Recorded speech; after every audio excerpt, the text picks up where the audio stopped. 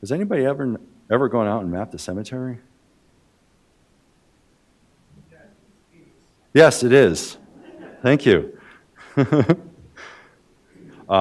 It's tedious, but it's also it's a necessity because I think if not the only thing you're going to remember from this day is that we're all showing you records of that are resources to finding, logging, and getting cemeteries onto county systems so that they are preserved there and they will be accessible for yourself, for researchers, for genealogists, for developers. But what we need to know who's going to be involved in why we're doing this. And we have a list. Eileen and I sat down and developed this list of who is involved: volunteers, church groups, veterans, farmers, scouts, Eagle Scouts, great projects, county planners, genealogists. How many genealogists do we have here? We love you. Family members who have recollections of visiting cemeteries while they were visiting their grandparents. It's a lot happening in Montgomery County, actually. And historians. What is needed? You need a kit. I didn't know I needed a kit until I had to get a kit. So any bag will do.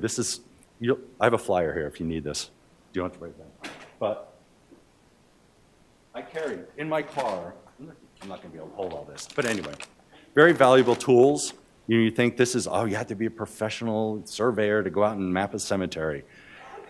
Not true. If I can do it, you can do it.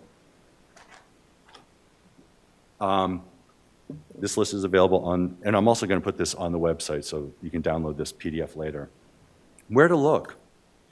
You've seen historical records. You've seen those beautiful hand drawings brought up on old records. Community library, great resource for you. Churches have basements with records that we would love to get our hands on. Farms, kind of difficult because farms get sold and families walk away with their records or they just trash them. Family Bibles, even harder to find, but they exist. Land records, they exist. We know that they exist. We've seen them.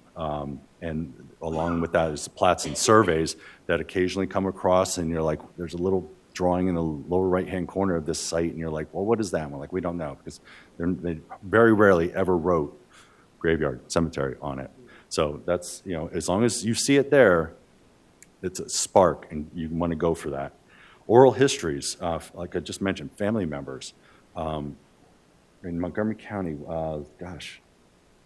I'm dealing with one that I was told about on Monday. It's a very difficult one, and the woman knows that she visited her great-grandparents on this farm. I sent one of my volunteers out to the farm to photograph it because we knew she said it was there.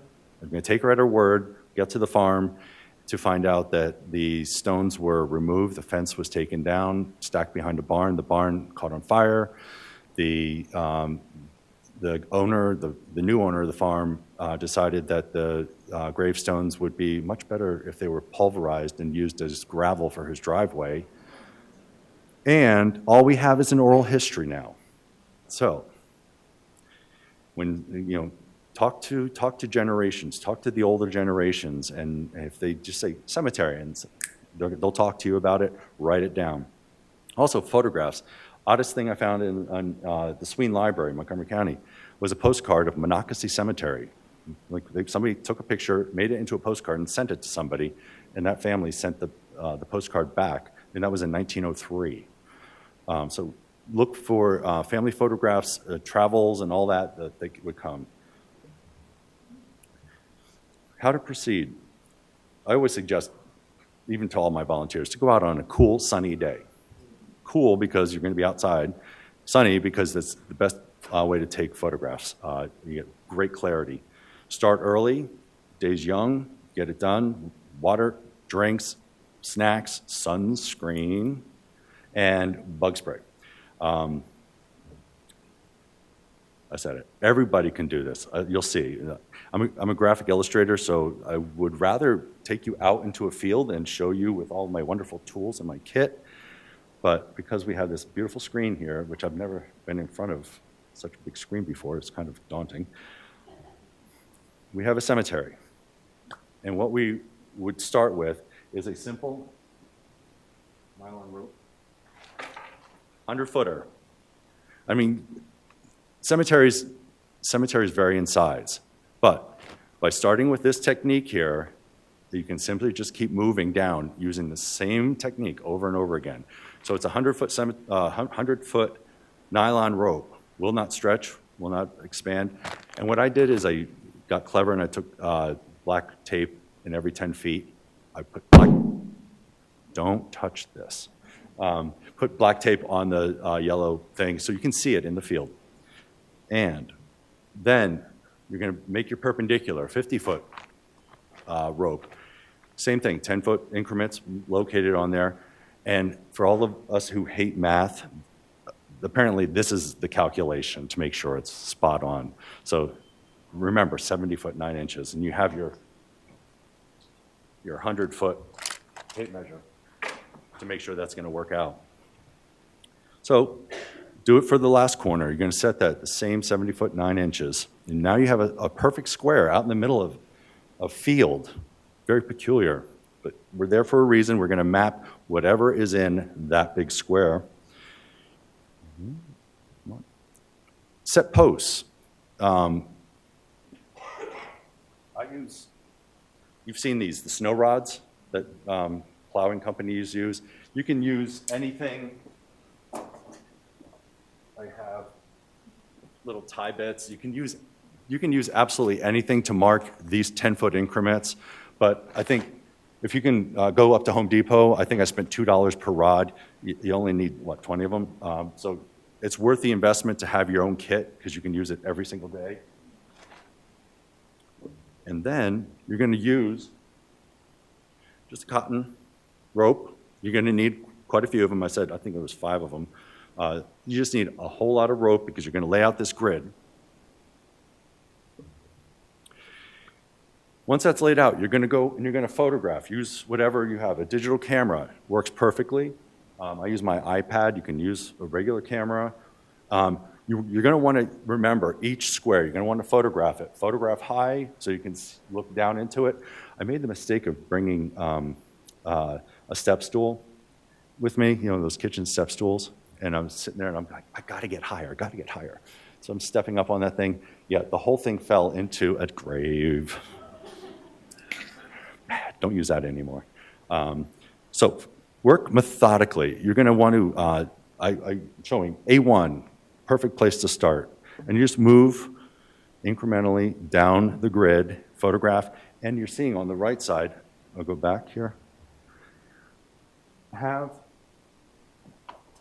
a sketch pad. I know you took a photograph, but I guess eyes-on first-hand experience is to just record everything you can while you're there. Photograph, you might miss something, you can't read something. Here you are, you're going to photograph it, you're going to quickly draw a couple boxes, they're all squares, and start filling in information. Maybe generalized location of a gravestone, but names on the gravestones. That's kind of important. Take a picture of the gravestone and find a grave. Check find a grave to see if the stone is already on there, if the cemetery is there at all. You're going to be logging that information. Throw the photograph up onto find a grave. We need that. Okay. Again, repeat. You're going to do the second half, and this thing keeps going until you've completed it. Here's the end product.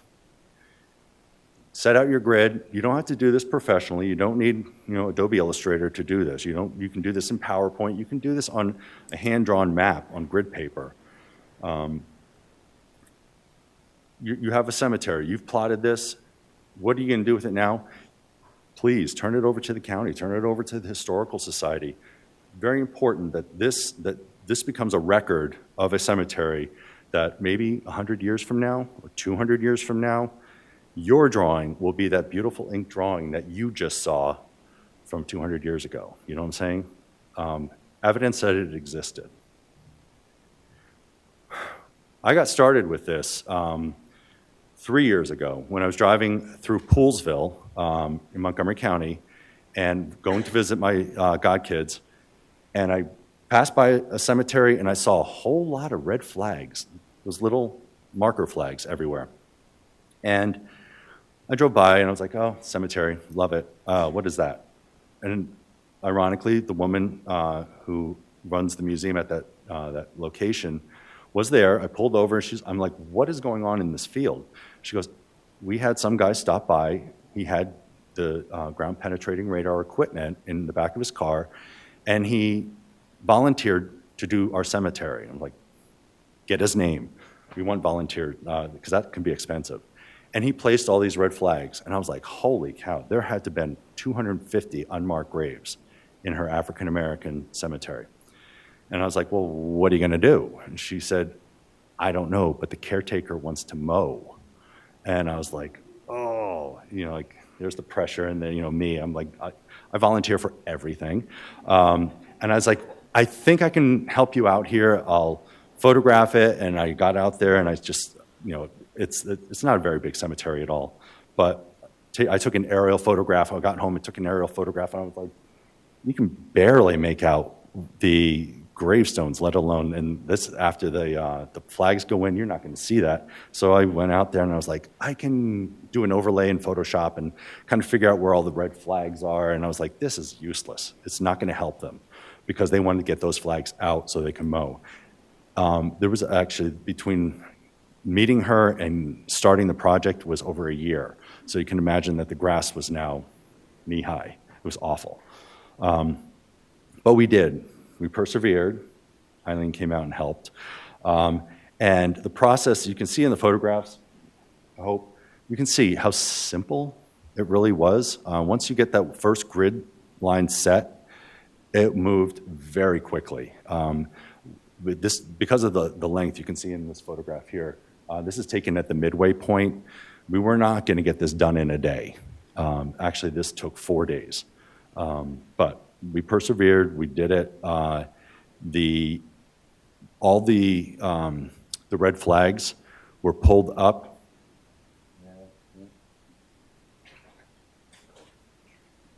Paper plates.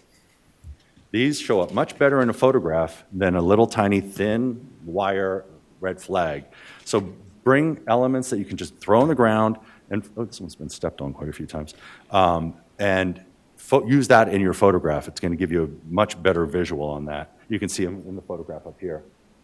And what we ended up with is this St. Paul. I went back, laid out the grid in Illustrator. I'm a professional graphic artist, so got Illustrator involved, and I put together this. I hope this goes through. Oop, come back.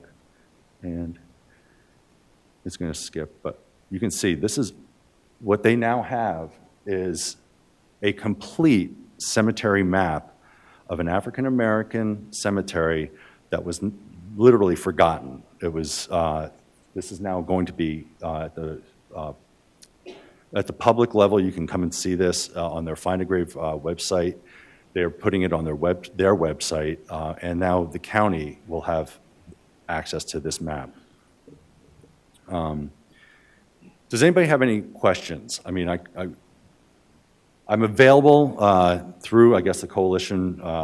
If you have a cemetery that you would want to try this thing out, I have the kit. You don't have to spend a dime. I will loan you the kit. If we'll do a training. I would love to do a training, and just take the kit and run. Okay.